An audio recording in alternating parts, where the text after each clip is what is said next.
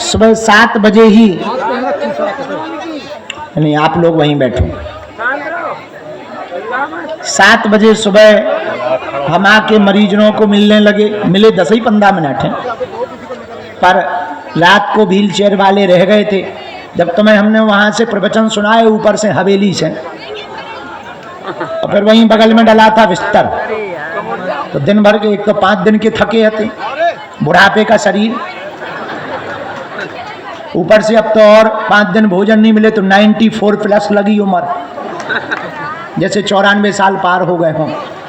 ऊपर से बढ़ती हुई दाढ़ी, मूछें फंसती हुई, तो फिर और लग रहा था कि सच में बुढ़ापा आ गया। 11 लाख जप पूरा हो गया, कमजोरी आ गई है, वजन 2.5 किलो घट गया है, लेकिन मजा बहुत आ रहा है। मजा इस बात पे आ रहा है कि हमारे गुरुजी बहुत खुश हैं। और इन 5 दिनों में जो 2 दिन हमने दरबार नहीं लगाया, उसका एक अलग मजा था। धाम पे रह करके धाम में ना रहना, ये अलग मजा था। और हम किसी बादशाह को नहीं मिले, बस सुबह उठते थे, रात भर जप करते थे, दिन में 2.5 घंटे सोते थे, फिर जप करते थे। मिलता था चाय और जल, चाय और जल पी के 24 घंटे में 1 गिलास दूध मिलता था, तो मंदिर चढ़ जाते थे। क्या आनंद बरसता था, हाँ हाँ, ऐसा लगता था यही जिंदगी का सच्चा रस है। तो सच बताएं, हमसे कोई उस वक्त पूछता तो हम यही कहते कि बस हमारा इस्तीफा ले लो, मंदिर हमें दे दो। अगर हमसे कोई पूछता कि आप अपनी ख्वाहिशें बताओ, तो बस मेरी ख्वाहिशें इतनी सी रह गई थी कि मैं रहूं, मंदिर रहे, बस। उसका एक अलग मजा था। पर सब जरूरी है, साधना करेंगे, तप करेंगे तो जीवन सधा हुआ रहेगा। जीवन को साधने के लिए साधना जरूरी है। जब तक आप खुद को नहीं साधोगे, देवताओं को क्या खाक साधोगे। अब पाकिस्तान वालों से देख लो, पाकिस्तान वालों की खुद की लुगाई नहीं सध रही, अब उनसे देश क्या खाक सधेगा। हालत देखो, उन्हें यही पता नहीं चल रहा है कि बम गिर कहाँ रहे, और क्या गजब की सिक्योरिटी है उनकी ही सिक्योरिटी पे बम फेंक रहे भारत वाले हैं।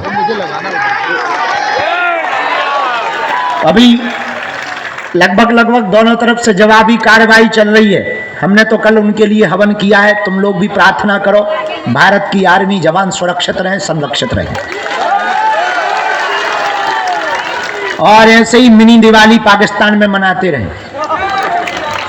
अभी लगातार अभी टेक्नोलॉजी की लड़ाई चल रही है, उस तरफ से ड्रोन फेंके जा रहे हैं, इधर से ड्रोन फेंके जा रहे हैं। और पाकिस्तान भिखमंगा देश है, देख लो।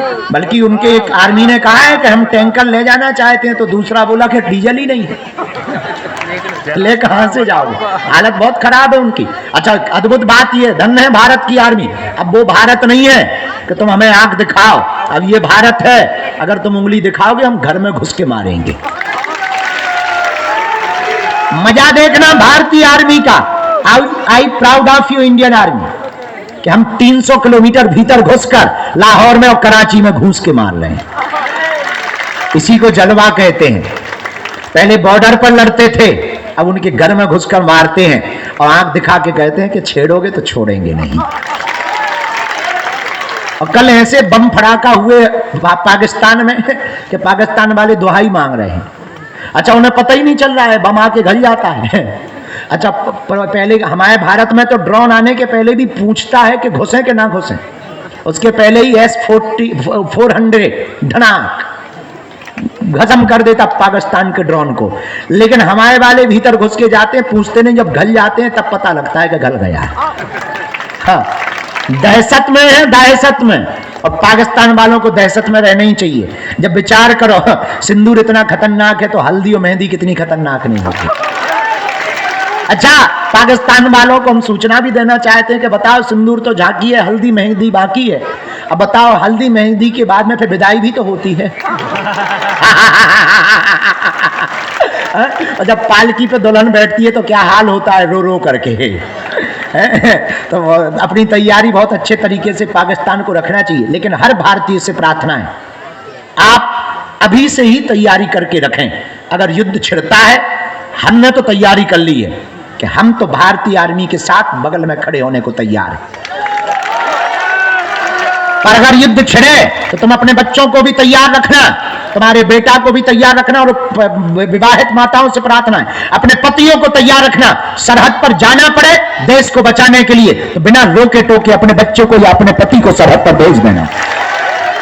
और हाँ, हम कह देते हैं कि हम पहले नंबर पे जाएंगे, ये पहले लिखो, अगर जरूरत पड़ी भारतीय आर्मी को तो हम पहले नंबर पे जाएंगे।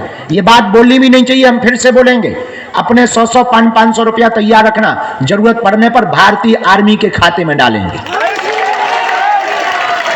क्योंकि ये लड़ाई केवल सैनिकों की नहीं है, ये लड़ाई देश की है, ये लड़ाई 140 करोड़ भारतीयों की है। वर्तमान में क्या हिंदू, क्या मुसलमान, क्या सिख, क्या ईसाई, सब भारतीय आर्मी के साथ हैं और रहना ही चाहिए। और हम तो इतना और करेंगे प्रार्थना भारत सरकार से, भारत की आर्मी से। एक मिसाल, उनके घर पे भी भारत में दाग दो जो गद्दार है, जो देश के गद्दार हैं, जिन्हें पाकिस्तान से प्यार है। कुछ लोग बहुत पहले एक नारा दिया था, किसी ने स्टेटमेंट दिया था न्यूज में कि हमें भारत में डर लगता है।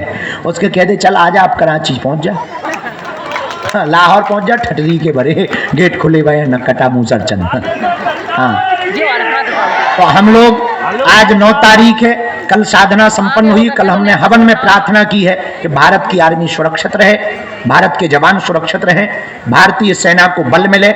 ये बढ़ता हुआ भारत है, ये सैन्य संपन्न भारत है, शस्त्र संपन्न भारत है, ये सभी संसाधनों से युक्त भारत है। ये वर्तमान का भारत है, ये 2025 का भारत है। ये बिगड़ा हुआ भारत नहीं, बना हुआ भारत है। ये डरा हुआ भारत नहीं, आंख दिखाने वालों के घर में घुसकर मारने वाला भारत है।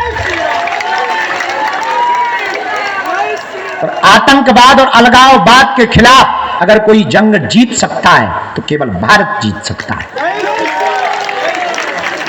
और यशस्वी माननीय प्रधानमंत्री जी दम लगा करके खुला छुट्टी दे रखे हैं कि बेटा कोई छेड़े है तो भारतीय आर्मी से कह दिया तुम छोड़ना मत।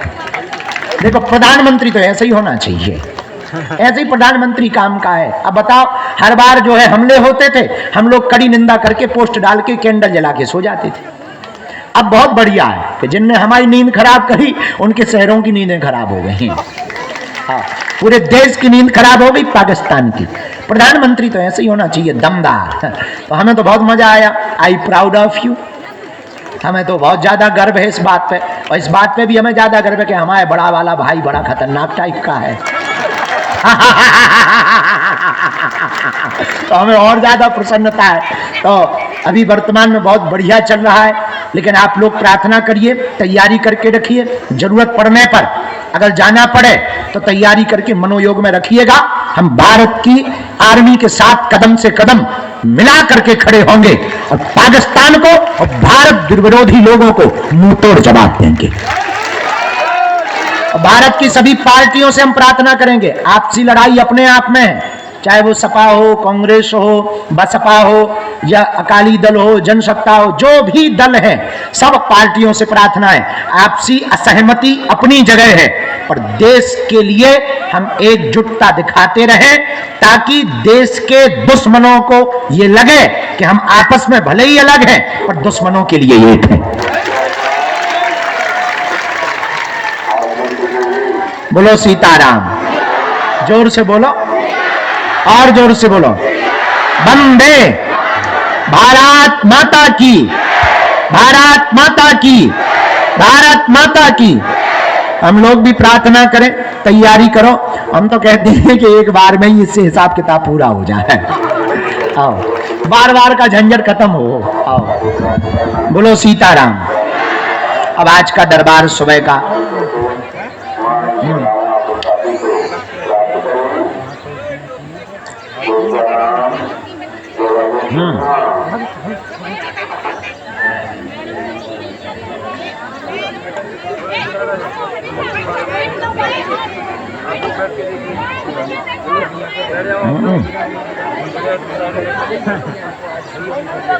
अरे कहाँ पे? बनारस में जाके सन्यासी बाबा प्रणाम कर आओ, सेना पहुंचे। सीताराम कहो। तो कल रात को हमने कह दिया था कि हम सुबह आ जाएंगे। देखो वचन के बहुत पक्के आदमी टाइम के पक्के हैं, वचन के पक्के हैं। आज का दरबार शुरू करते हैं। जिन लोगों के लिए गुरुजी आज्ञा देंगे अर्जी के लिए, और आज आप सबकी कृपा से गुरु ठटरी के बरे बैठ जा मूसर चंदा न कटा तोरो कर्जा ले रखो का, ये तो बैठ तो जा, आगे के लगे ते स्पेशल बन के आगे के लगे रेलिंग पे चढ़ रहा हूँ मूसर चंद ठटरी के बरे न कटा। ट्राली ना पलटा लगी हो तुम हो रहे तुम्हें ट्रैक्टर में लो बैठ हुए ई जाओ तो छत पे ई पे चढ़ जाते हो खंबा पे न कटा रहा ट्रैक्टर की ट्राली है तुम्हारे चक्कर में हमारा पूरा धाम बर्बाद है। हाँ, हम सुरक्षा व्यवस्था बना के हैरान होते हैं, हम रेलिंग लगाते हैं, लोग तोड़ के चले जाते हैं। ऊपर से कह रहे थे गुरुजी तुम्हारे दर्शन कर रहे हैं, अगर कोई रेलिंग तोड़ के दर्शन करता है बात बता। पर हम समझ गए कि हमारे पागल ही ऐसे। तो कक्का जरूरी है क्या? एक मिनट कक्का, हाँ तो आ जाए गाँव को कक्का है, नहीं तो गाली बके। आ जा कक्का, अरे आ तो वो खोल दीजिए, गाँव को कक्का है, ताला खोल दे। नामकरण करें दे, बैठो दरबार के बाद में बैठो, भजन करो। अब अपने हाथ से रख भी नाम गोद में लेके, ठीक। तो आज का दरबार भगवान बालाजी के चरणों में प्रार्थना कर रहे हैं। सब लोगों ने बालाजी के दर्शन करे आज सुबह से? अच्छा, सुबह सुबह कैसा लग रहा है? हम तो कई सालों बाद सुबह बैठ रहे हैं। आओ, हमारी जिंदगी में सुबह होती ही नहीं है, दोपहर होती है सीधी। हाँ, आज्ञा करो राम।